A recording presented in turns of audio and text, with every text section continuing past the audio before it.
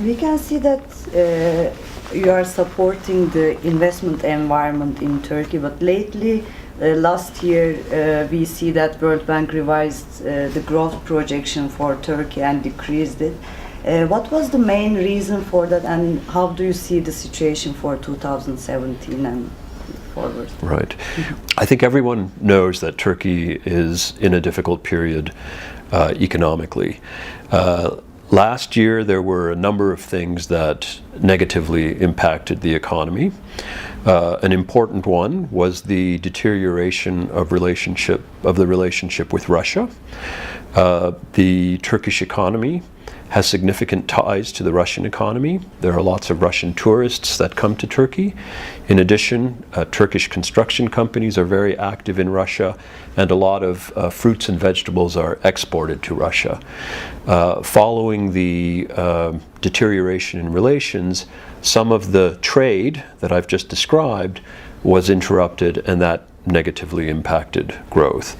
In addition to that, the security situation deteriorated. We saw some terrorist attacks that had a knock-on effect on tourism arrivals beyond Russia. So the whole tourism sector suffered quite badly last year, 2016. The critical thing in 2016 was the protracted electoral cycle. In fact, that started earlier in 2015. You'll recall that there were parliamentary elections in June 2015, then another set of elections in November of 2015, and then we also had a cabinet change in 2016, followed by the attempted coup in July. All of these events resulted in the postponement of decisions at the corporate level about investments, and sometimes at the government level about certain aspects of the reform program. I think that everybody on the government side and in the private sector was waiting at one point or another for a political event to complete, waiting for the elections to complete, waiting for the new cabinet to be settled in, waiting for the aftermath of the attempted coup to settle before they were able to take decisions, important decisions, about the sorts of investments they would make, for example. And certainly if you look at the economic data for 2016, you do see that the coup attempt in particular had a very strong, but we hope temporary, negative impact on growth. And now 2017, it seems, will not be an easy year for Turkey as well. How do you see the political environment, like the presidential system change, would affect the development and investment environment in Turkey? Well, the business community likes stability and predictability. That's very, very important for businessmen who are making decisions about where they are going to put their investments. They want to know what sort of regulatory environment they are operating in. They want to know what the macroeconomy is going to be like, and they want stability.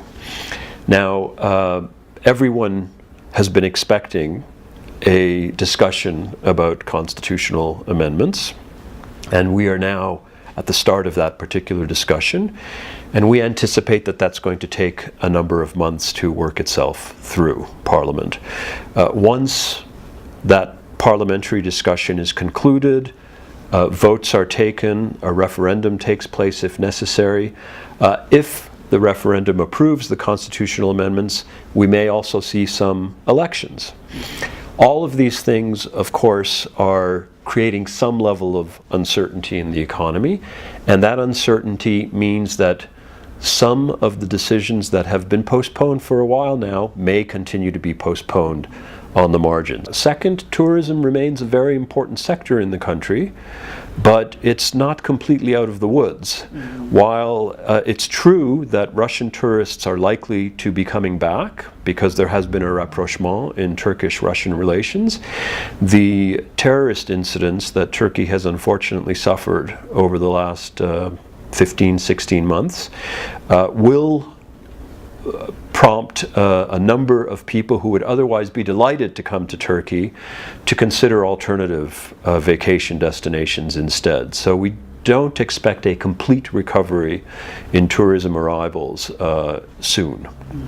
It seems the wind is blowing from negative direction for Turkey, and the years coming will not be easy. How do you see all this environment will impact big infrastructure projects in Turkey, mainly on energy side? Because now Turkey started to have some energy issues, and how do you project that for future years? Well, certainly the government is very, very aware of the importance of having reliable and affordable energy in Turkey. And I think the track record of the AKP since it came to power in 2002 indicates that very strongly. Tremendous investments have been made in the energy sector already,